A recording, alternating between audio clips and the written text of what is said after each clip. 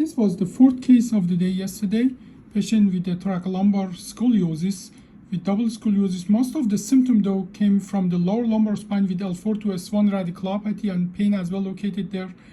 And many of our colleagues, they say you have to do everything, thoracolumbar fusion and correction.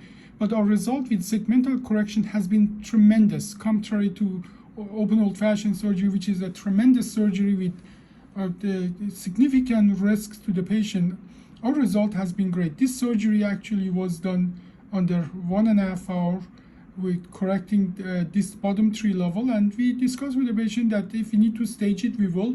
In reality, it's only half of our patient need to be staging.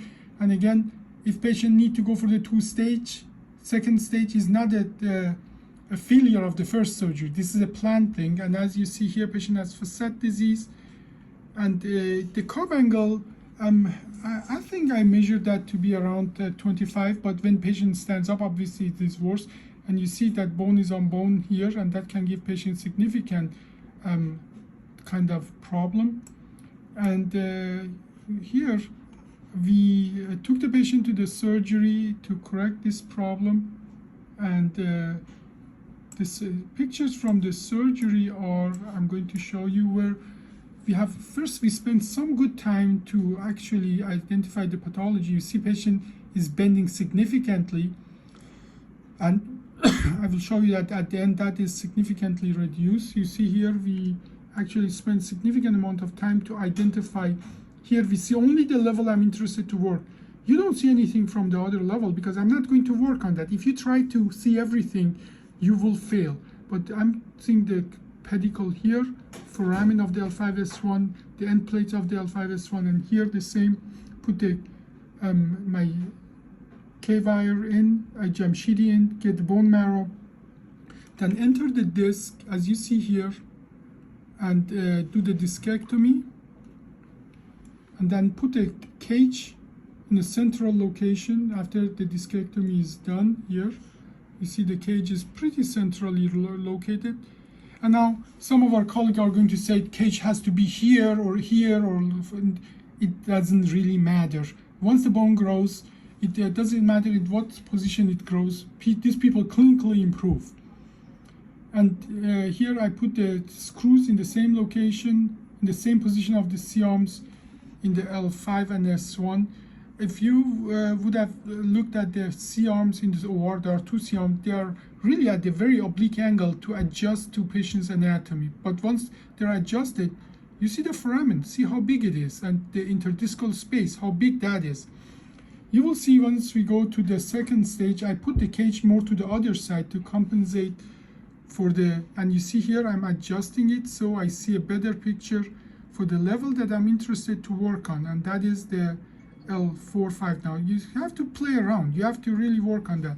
And here we enter it, we put the dilator in, then we do the discectomy, and then look at that, the cage goes to the other side mostly, that is by design. And here you see that as well, the cage goes to the other side, and look at the space, it's open as well. The cage is anteriorly, we can control the position of the cage here to give patients some more lordosis. Now I go to the next level, and here again I adjust it for the next level. Here you have to turn it until you see what you need to see here. And we go to the next disc and put the dilator and put the cage as well to the other side to compensate for the scoliosis. And we will measure the angle of the scoliosis, which is significantly reduced. Here I use the decorticator to roughen the surface of the facet, put some biologic. And here that's something that you see sometimes, that your K-wire may go across. It almost never a problem. Don't panic. It's if the K-wire goes a little more across, that sometimes can happen. It's nothing that really would cause any problem. And then I put the screws in.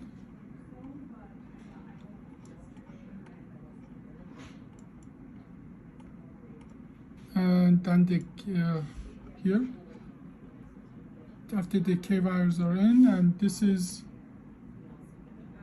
when the rod is sitting in.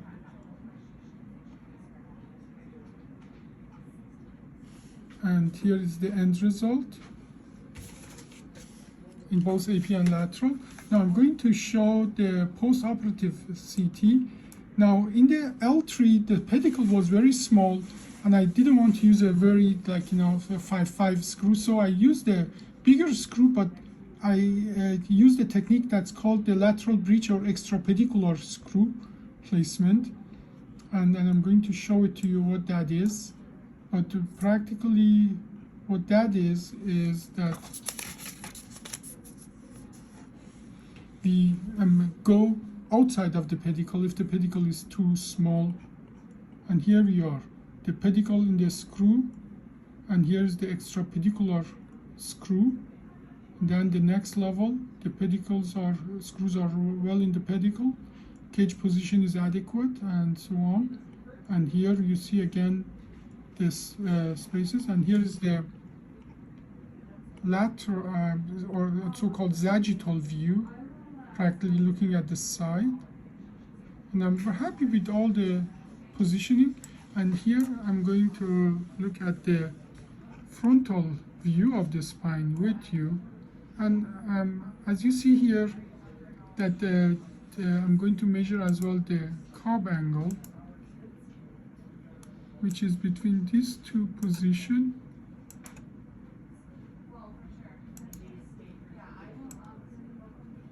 Which is now, according to computer, is about 8 degrees.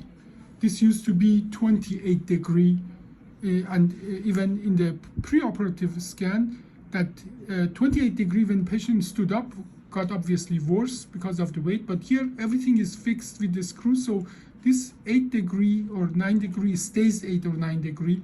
The patient literally woke up, and I will get the testimonials, and the leg pain was gone, and patient most likely will be discharged today or tomorrow.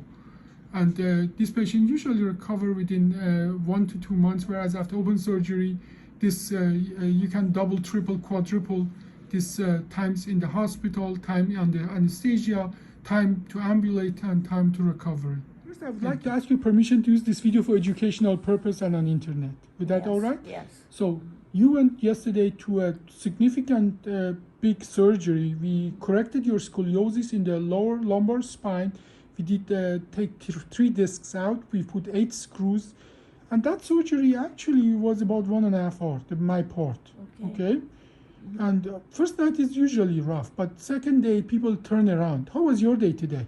Well, this morning I walked real good the first time because I had some pain medicine ahead of time.